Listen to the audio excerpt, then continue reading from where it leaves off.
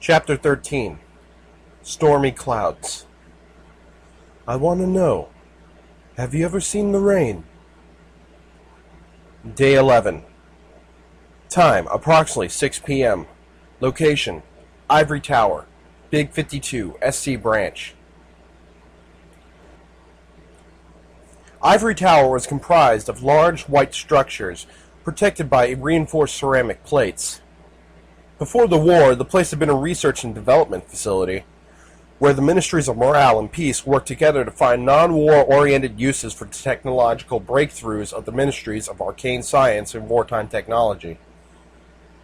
Nowadays, Ivory Tower is the only settlement on the Big 52 controlled by the Steel Rangers, mostly because it was the only place where you can find technology that hadn't been produced by Solaris Incorporated, and no pony with half a brain wanted to be near something made by Solaris Inc. Yes, Solaris Incorporated.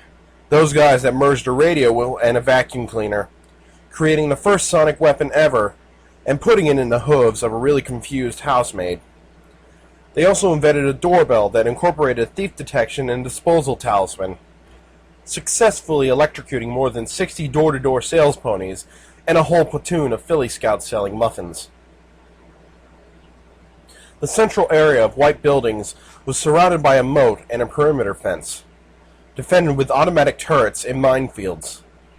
For more than a century, the place held against every sort of invader, from raiders to organized war bands. Today, the defenses were looking rather sorry for themselves. The turrets were destroyed and the minefields depleted. Even the perimeter fence has sustained heavy damage, having been cut in several places. The moat was crossed by two bridges, one located on the north and the other on the west side of the complex, where two small collections of shacks were located, mostly warehouses for the caravans and places where the traveling ponies could stay for the night and conduct business with the rangers with a roof above their heads. The northern settlement had been almost completely razed, and the debris was used to build a barricade on the wasteland side of the north bridge, while the western group of buildings, which had been built around a couple of pre-war structures, had been hastily fortified and featured a pole with the flapping banner of Applejack's Rangers. The little fort was guarded by a dozen ponies, some of them still in their teens and wearing the light combat saddles. A couple of fully fledged Steel Rangers in their typical power armor were guarding the bridge itself, while a third was patrolling the rocky area surrounding Ivory Tower, followed by a couple of recruits. A fourth ranger was inside the HQ, arguing with a young mercenary. Yeah, I can do that. No problem at all. But I want half the caps now and some plasma stuff. Henrietta stretched her arms and reclined in the chair, putting her feet on the old desk. The paladin cocked her head, with a horrified expression on her muzzle. What do I look like? A garage sale? I'll give you a power lance, and that's already worth a fortune. But only when you're finished with the work. Henrietta snickered and shook her head. I'm a gunslinger. Don't offer me your fancy melee stuff. 3 plasma grenades, 2 now and 1 later. Toss in a couple of EMP mines and I'm your griffin.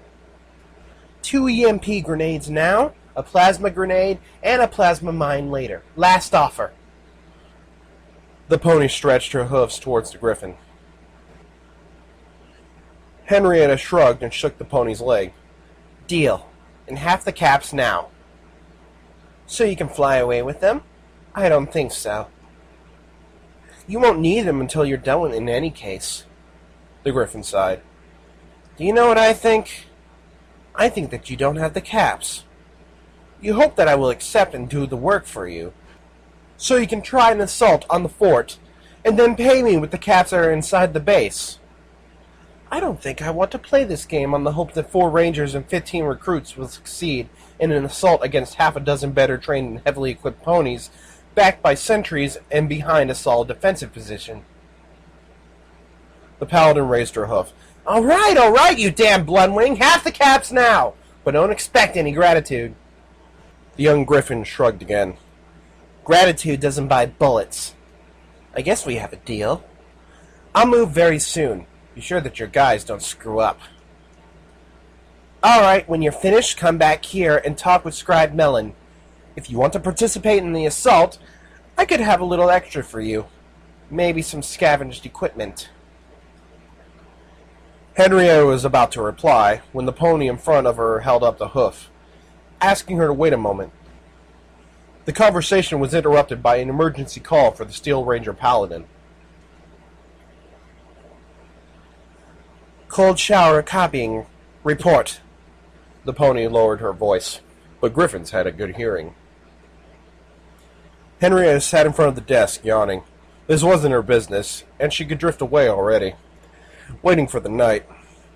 But that thing about getting scavenged weapons from dead Steel Rangers seemed too good to be true. These ponies had to be really desperate if they made an offer like that to a Griffin. Repeat that last part, please? You shot it dead how many times? The Paladin's voice betrayed her disbelief. I don't think you can kill something more than once, Goss. Henry couldn't help but turn her head toward the pony talking in the helmet. But Cold Shower was now ignoring the mercenary, immersed in her new conversation. What do you mean exactly by that? Are you at least sure that it's hostile? The Paladin paused, listening for a moment. So, basically, you shot it because it was creepy and it didn't even return fire? The Griffin jumped to her feet in alarm. Hey! Tell your guys to stop teasing Puppy! Day 11. Time, approximately 6:30 p.m. Location, Ivory Tower. Big 52, SC Branch. The filly in yellow trotted up to the small fort, looking at the rusty barricades and the guards on the perches. Hi, pretty ponies! I'm Puppy Smiles. Have you seen my mom? The glares that Puppy received in response to her greeting were mostly of those of weathered ponies, tired from days of restless guard duties and broken by the awareness that they were not fighting some raiders or slavers, but ponies that they have once thought of as brothers or teachers. No, the filly couldn't find benevolence among this herd. Puppy shrugged and kept narrating her interesting story to her escort. So, when Robocoat was sent away by the mayor, he decided to save the city all the same, because, you know, Robocoat wasn't just a robot, he was also a super kind pony. As usual, the filly didn't notice the general mood and was already showering the poor patrol with her personal idea of what a pony with a metal armor should do. But at that point, Mom found me watching the movie and she turned off the TV. The filly shrugged. Nah. I can't see why she doesn't want me to watch cool movies. I mean, Robocoat is the good one, so it's obvious then that in the end he'll win. Paladin Gosh sighed in frustration, his helmet open. Yeah, sure, but I am not this Robocoat you're talking about. I'm an Applejack Ranger. It's different. Puppy giggled. You're funny, Mr. Not Robocoat. I like you.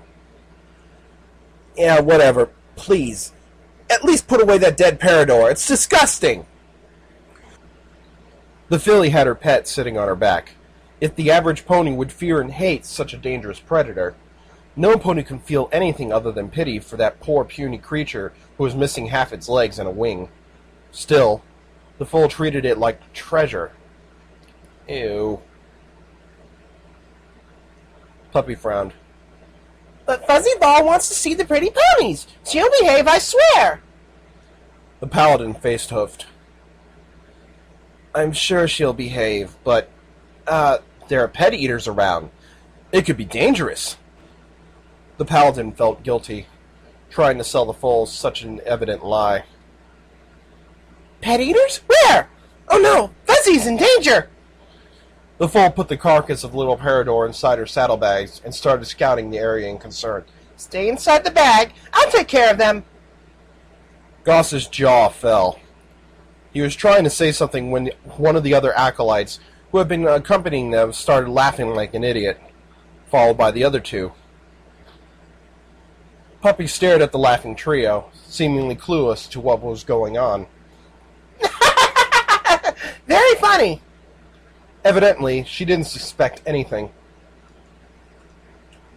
Goss looked away, trying to be as serious as possible. Right. You can never be cautious enough with those pet eaters around. Now follow me to the leader. And you three! Stop laughing like fools and report for duty at the front gates! The paladin trotted away from the small group of acolytes, followed by Puppy. Okie dokie, not Robocop. Where are we going to fight crime? For the last time, my name is Goss! Paladin Goss! The stallion sighed. This is why I hope I never have foals. The duo finally arrived at the HQ. The stallion opened the door, letting Puppy in before following her. The building was once a school, but now it was mostly collapsed, and all that was left were a couple of rooms and corridors that ended in a small office with white walls and a single desk in the middle. Sitting at the desk, there was another pony with metal armor, and Henrietta. Henry! The foal launched herself through the room, charging the griffin, who effortlessly dodged the hug and caught Puppy Smiles just behind the neck. Puppy struggled for a moment, trying to locate her friend. Hey, where are you? See, I told you that we were going to meet again. Still heading south? The griffin put Puppy down and patted her on the helmet, snickering. So, Paladin, this is a friend of mine. Can you keep an eye on her while I'm doing my job? Cold Chowder tilted her head while looking puzzled at the filly. This pony was shot 4 times, and not only doesn't she show any sign of that, but she's also in a good mood. I don't think I should accept her in this place until I know what I am looking at. Goss, Call Scribe Scold. Puppy didn't care very much about the paladins. Now she had Henry, and this was way better. Yep, Mom is somewhere in the White Houses on the other side of the bridge. I was going there, and I met these pretty ponies and Mr. Not Robocolt. The filly finally succeeded in hugging the griffin. I'm so happy to see you again. Tell me you won't leave me alone this time. Henrietta cleared her voice, looking away from the filly. Actually, I have a couple of things to do. But I will be back if you wait for me here. It won't take long. Puppy frowned for a moment, asking uncertainly. Will you take Silky Tail with you? Sickly who? Oh, the doll! Yeah, sure, why not? The filly sighed in relief. Then it's alright. Just let her help you. She's good. The griffin patted Puppy on her helmet. Cool. Now stay with the Rangers and behave. Don't make them mad and don't run away. When I'm back, I'll let you hang with me, alright? Yes! Puppy waved goodbye to Henry when she left the room, curious to see what was going to happen next.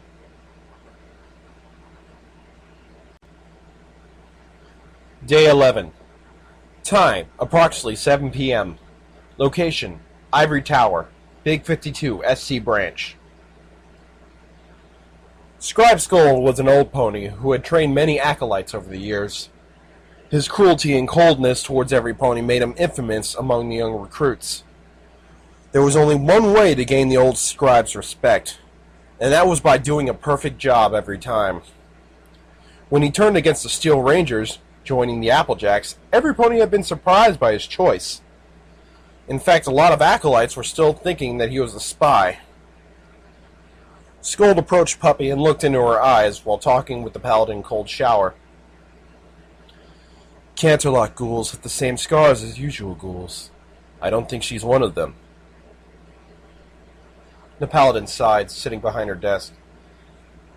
Then what could this fool be? She survived 4 direct hits, 1 in the head and 3 in the heart. Can I have a red cake too? With these words, Puppy grabbed Scold's cape and looked at it in amazement. I like the golden thingies. Gold is pretty Princess Celestia color. When I'm a big pony, I want to be a princess too, but I need the gold. Please? Runes. They're runes, and you can't have it. Now sit down and behave. The scribe turned back to the paladin. It could be something necromantic. I'm almost sure of that. If we had access to the library, I can do some research. but at the moment I can only guess. Why can I have it? I can give you something in exchange. It's a barter. It's cool.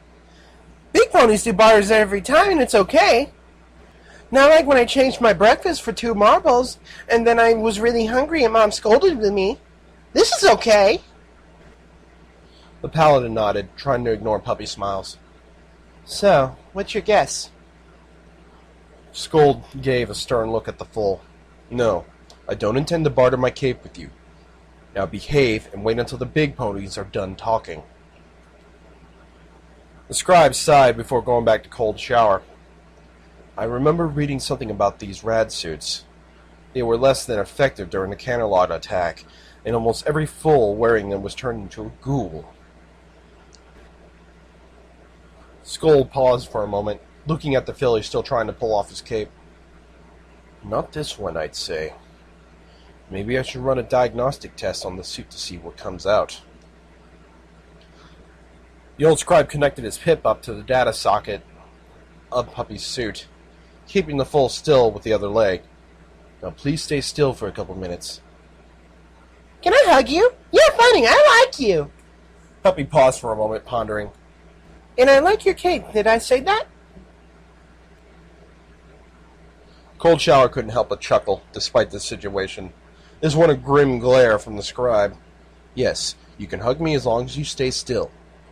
Now, let's see what we have here. Scold frowned. It says she's deceased. No heartbeat, no body temperature. Actually, no body at all. Just 2,000 bone fragments and about 180 grams of organic matter. No, definitely not a ghoul. Tee-hee! Red Cake talks funny. Yeah, Scold, stop talking funny and give me a version for the troops. Since you rejected my application as a scribe, I'm more into guns and scholarship. There was no bad blood in Cold's words, but the scribe occasionally needed some pony to remind him that he wasn't in his classroom.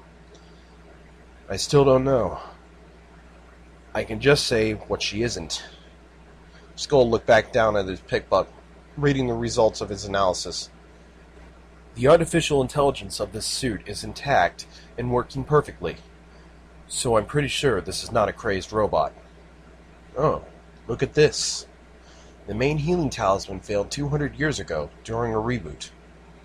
A 1 in 1,000 chance. Probably caused by a short circuit or a flawed component. This activated the backup talisman. Cold Shower raised an eyebrow.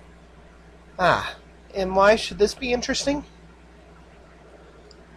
The scribe snickered.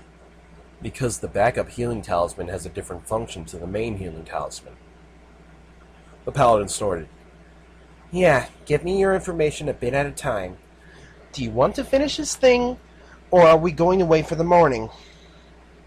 Scold sighed, ignoring the paladin's comment. This thing doesn't seem to contain a single healing spell. Just a program to manage and inoculate potions from the suit's stash. No, wait. There's something else, but I don't recognize the matrix. It uses zebra runes? What the heck could zebra runes be doing inside a healing talisman? Actually, the 2 ponies had the answer in front of their muzzles, gently tugging at the scribe's cape. Cold sighed and muttered. They could have, saved 180 grams of organic matter? The scribe kept working with his pip butt. Yes, a partially decomposed heart, I'd say. This is interesting. Scanning the inside of the suit, I could see a couple of deformed high-caliber bullets floating in the heart's proximity, as if they hit it without damaging the organ. Skull pondered for a moment.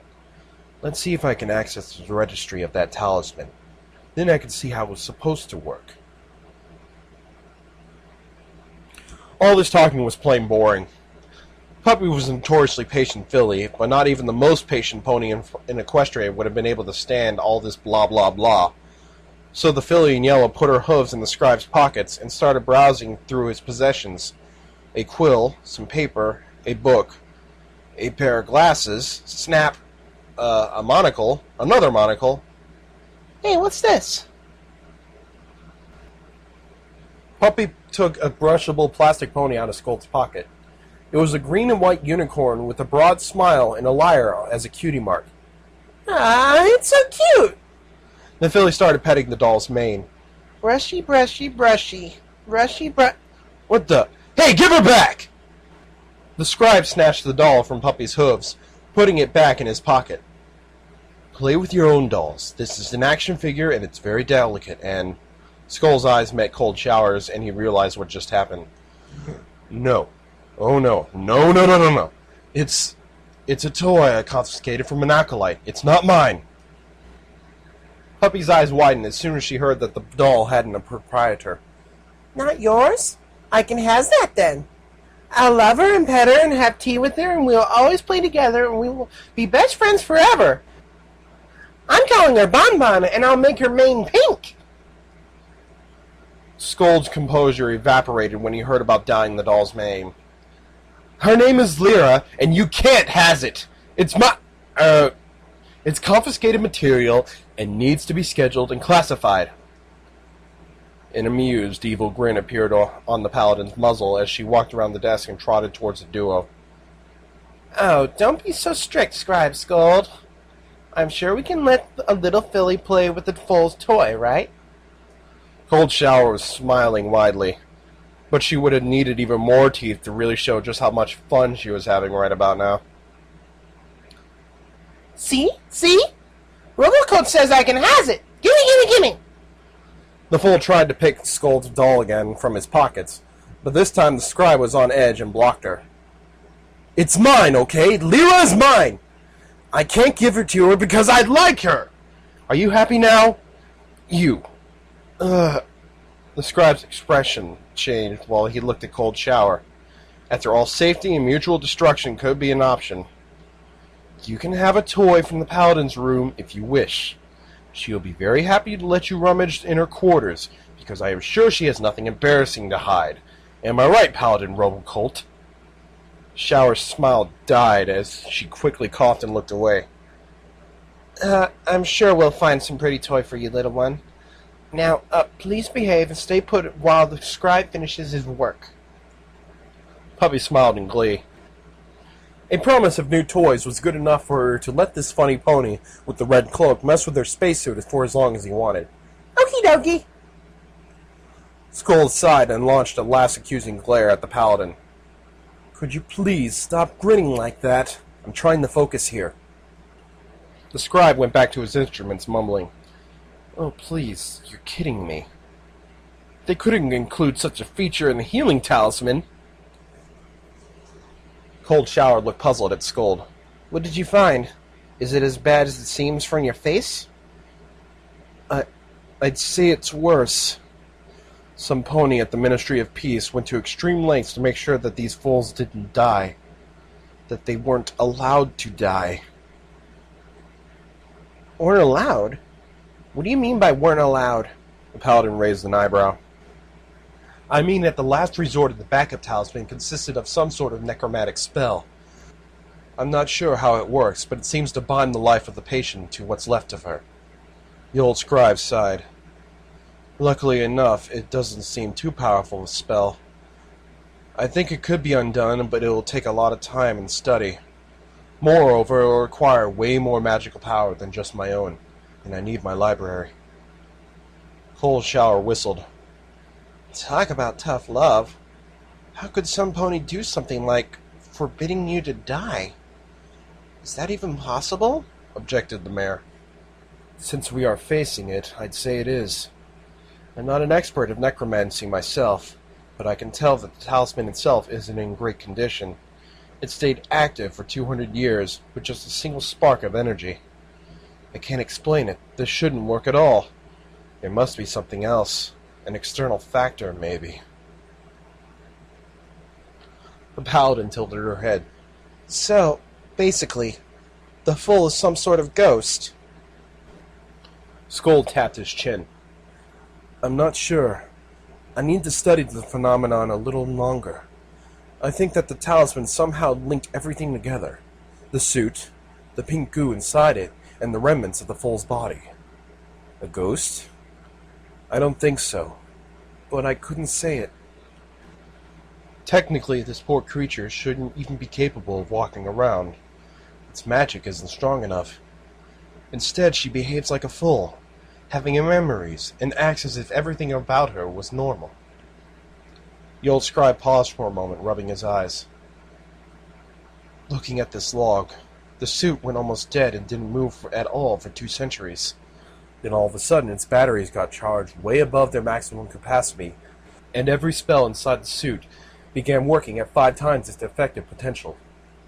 I can't explain this with science nor magic. Maybe she's a ponygeist. The very tired expression on his muzzle, Scold snickered and let go of Puppy's hoof. All right, we're finished here, little one. Puppy smiled back at the scribe and replied, Yay! Now I can go and find my mom, but I'll be back for the toys. Bye-bye! Day 11. Time, approximately 7:45 p.m. Location, Ivory Tower, Big 52 SC branch. Puppy pouted, looking at the closed door. I have to go find my mom. I can't stay here. The filly banged at the door, but no pony answered her. She was trapped inside the classroom. Those stupid robocoats put the filly in a room, luring her with the promise of toys, and now she was sitting in some sort of kindergarten, prisoner of those meanie ponies. Well, they actually gave her some dolls and a lot of crayons, and even a super nice coloring book. But she had no time for this. She had to find her... Oh, look! This picture has butterflies! No, Puppy. You must resist. You have to find... Whoa, a golden crayon! It's actually the color of gold! I can color pretty Princess Celestia with this, and she'll be super identical to the real one! No! Mom comes first. Puppy was a filly on a mission. The foal put down the super cool crayons and looked away. These fancy things won't keep her down. Never. Is that a real teapot? With real teacups? Puppy lost her battle. Not even 5 minutes later, the situation was critical again. Miss Fuzzyball ruined Rarity's gala dress, and if they don't find a gold crayon, the whole gala will be spoiled. But look! Here comes pretty Princess Celestia with a gold crayon! And there was Rainbow Dash, too! The gala was saved! Yay! Now it's time to celebrate with a good cup of tea. Puppy was moving the dead Parador and some other dolls around, talking to herself with a very focused expression on her muzzle. It was clear that she couldn't be distracted. The gala was completely depending on that tea party. Scold moved away from the window, shrugging. It seems she won't be a problem. Keep a couple of acolytes at the door, just in case something happens. And get back to tonight's assault preparations. Cold shower shivered, following the scribe. She seems so oblivious. What should we do with her? It doesn't seem right to keep her prisoner like that. Sooner or later she'll go try to find her mother again. The old pony sighed. I think I can dispel her curse. The spell is weak enough, but I must study the ritual and I'll need other unicorns. But will she die? The concern in the paladin's voice was evident. Skull replied slowly, talking deliberately as if he tried to explain a very easy but vital concept to a simple mind. She's already dead cold. That little pony deserves her eternal rest. She shouldn't even exist. But she doesn't seem to care. We could at least try to see if her mother is still alive. Maybe she's a ghoul. If she lived here, there could be some information about her in the library. The scribe shrugged. Which brings us back to our original problem, getting back my library. So, put a couple of acolytes guarding the room and start preparations for tonight. When I have the instruments, we will discuss how to solve this problem.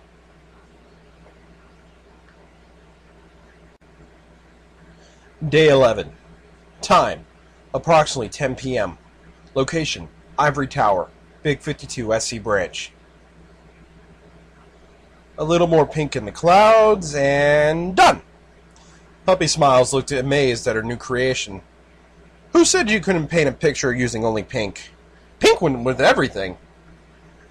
Now she just needed to stick it to the wall with the others. Boom!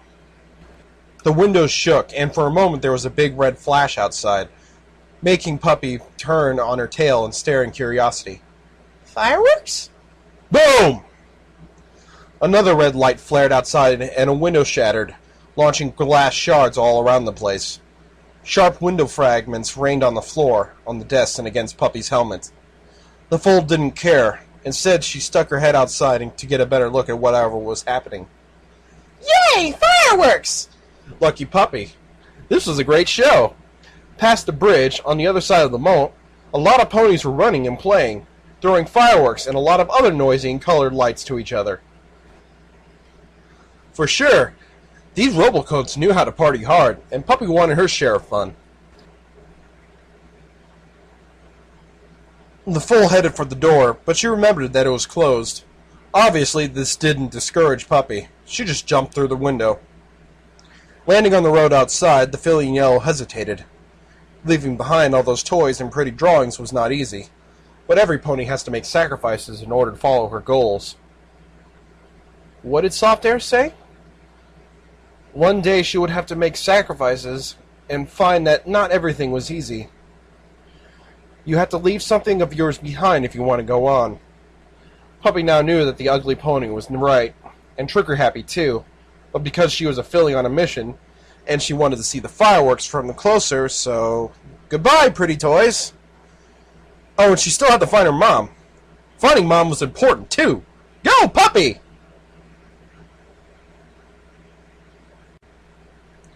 Day 11. Time, approximately 10:15 p.m. Location, Ivory Tower. Big 52 SC branch. The whole area between the bridge and the main research building entrance had become a battlefield. The 4 Applejack Rangers were supporting the attack with their heavy weapons, but the real assault was performed by the Acolytes, protected only by light armor and armed with light caliber weapons, like assault rifles and SMGs. When Puppy crossed the bridge, Paladin Goss didn't notice her immediately, and she slipped past him before he could react. Fuck! What is she doing here? Shower! The ghost is on the field! The Paladin tried following Puppy, but he had to dive behind cover again when a barrage of bullets hit his position. No can do! If I move, I'm dead! Moreover, Group 2 needs cover! Puppy noticed a young mare lying beside a smoking crater. As the foal approached, she could see that a pool of red had formed beneath the sleepy pony, and that it was continuing to grow. Hey, is something wrong, pretty pony? Puppy poked the acolyte, who opened an eye weakly. Please, help me. I don't want to die. The soldier's voice was feeble, and she couldn't even move. The filly in yellow gently patted the acolyte's mane. Don't worry. Fireworks can be a little scary, but you're a big pony, so you don't have to cry. The dying pony stared up at her blankly, not even hearing the foal's comforting words. I don't want to die. She was a young mare, probably a fresh recruit at her first and last battle. There. Puppy sat down next to the pony, continuing to stroke her mare. I'm here. Don't worry, there's nothing to be scared of. When the fireworks end, we will go and buy cotton candy, okie dokie? The first time Puppy saw fireworks, she was scared too. But Mom bought her cotton candy, and she stopped sobbing. It must have worked even with this pony, because she stopped whimpering, and now she was simply crying.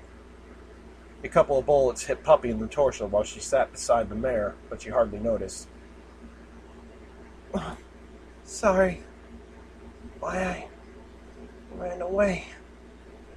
The acolyte's dying words were barely a whisper as her last breath left her lips. Don't worry, Miss Pretty Pony. Moms are good and nice. She'll be happy to see you again, even if you ran away. Maybe she'll scold you, but I'm sure she cares. The dead pony didn't reply, so Puppy tried poking her.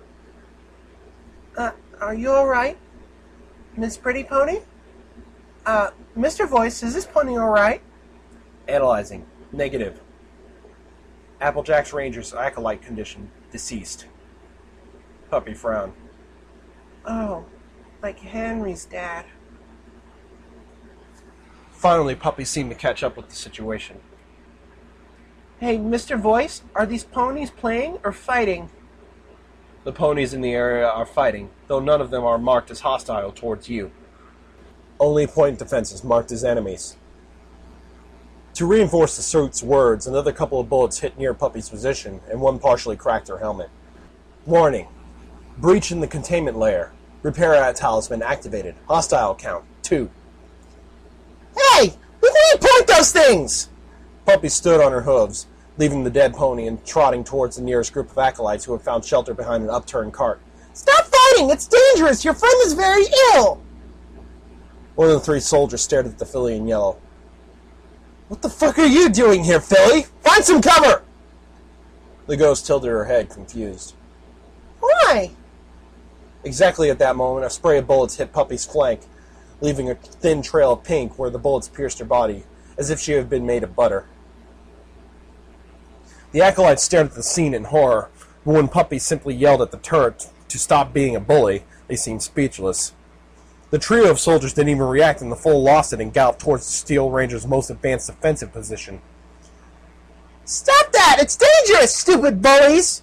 Can't you see that every pony is scared here? Puppy charged directly towards the main building entrance, where a couple of Steel Rangers were shooting at the assailing forces. One of the Rangers turned towards the filly and shot at her with a grenade launcher, sending her flying over to the other side of the battlefield. Puppy took a minute to recover from the explosion, and in the meantime, Paladin Cold Shower managed to reach her. What the hell are you doing here, Puppy? Get back in the school building! Puppy sat down, shaking her head. Nope. I don't like ponies arguing with each other. Ponies should be pretty and nice, not mean and violent. The Paladin cocked her head. This is war, Puppy. You can't stop it just whining. We'll handle this one. Don't worry and run back to the school. It's too dangerous here. There is no war that Space Captain Andromeda can't stop.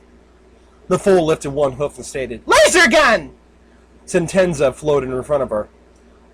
Shower tried grabbing Puppy, but a burst of bullets forced her to get back into cover. Put away that toy gun and come with me. Puppy, are you listening to me? Puppy! The filly galloped into the middle of the battlefield, grabbing the gun with both of her hooves, and pointing it at the ponies defending the main building entrance. Stop fighting and surrender or I'll shoot! You're bad ponies and you should feel bad! The turret hit Puppy in the leg and in the belly while the Rangers ignored them. Cold Shower, desperately looking for an opening in the barrage of fire to dart in and grab the fool. Okie dokie, Loki. Space Captain Andromeda, to the stars and beyond!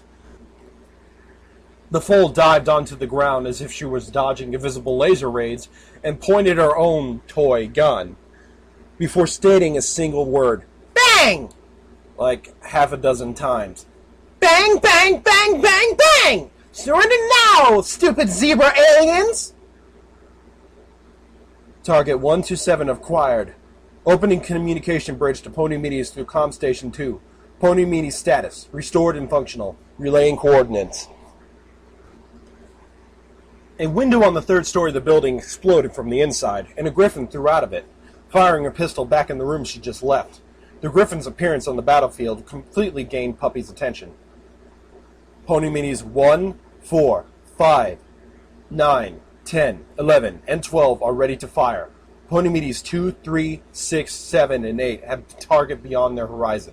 Relocating for indirect fire. Estimated time, 30 seconds. Henry! Henry! I'm here! Make these ponies stop fighting, please! Hey! Henry!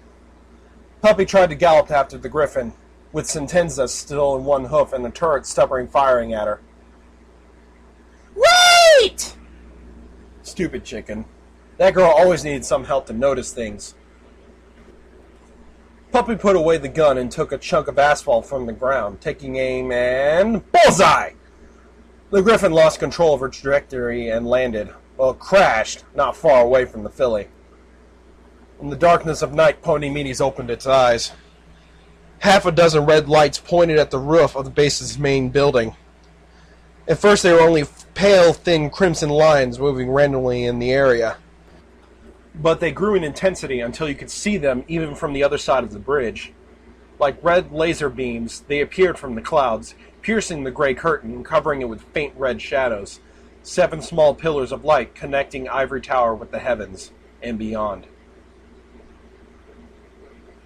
Evacuate the area! All ponies leave your position and retreat! Enhanced with magic, Skull's voice thundered above the explosions. Every acolyte began falling back, following Skull's order, leaving their cover and running toward the bridge. The rangers defending the central building seemed confused and held their fire as they watched the retreating forces. Fuck, Puppy. Why did you throw a stone at me this time? Henrietta was rubbing her head, still trying to work out what was happening. What's that old mummy screaming? Puppy shrugged and hugged her friend. No. But I wanted to tell them to stop being mean, only it seems they are already stopping. All weapons ready to fire. Target is locked. Commencing full-scale attack in 10, 9. Footnote. Level up. New perk added. Little Scoundrel. No, Puppy, give it back! You are less likely to get caught when stealing. In addition, you can gain access to an NPC's inventory during dialogue, if you are facing them.